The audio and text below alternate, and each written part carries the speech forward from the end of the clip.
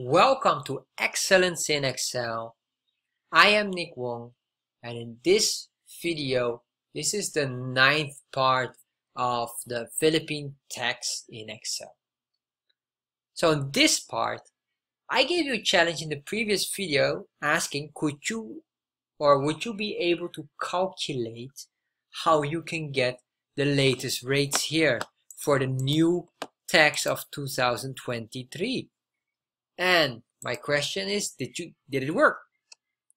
So most of you probably will realize that it was very simple and easy to do by just updating our brackets. If you've updated our brackets, you would quickly notice that you only had to update the percentage and to update the minimum tax rate. And that was it. Once you updated that, everything else fell into place and adjusted. Even the old formulas here, that's why I removed them, but they were the ones who also adjusted. And you can see here there's a huge amount of tax amount being paid. Profit after tax, this is left, and this is the tax amount you have to pay based on the formula. And you can see here a 34 million peso in tax. It's a huge amount. So this is really how you can do it. And if you look at the formulas, they're nothing special. They're all the same.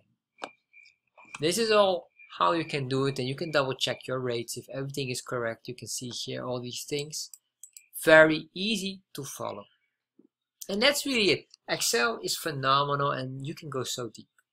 So I hope you enjoyed all these video sections, and this is basically like a course as well. So if you like to know even more about Excel and all the courses that I have, check out the link below.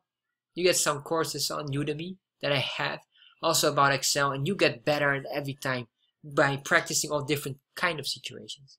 There are so many things you can do with Excel, and I truly love Excel. Excel is phenomenal to do that. And as you can see, you can continue add up. You can see here, there's still so much more we can add up on this entire template. However, this is it for now. Want to know more? Check out my Excel courses on Udemy.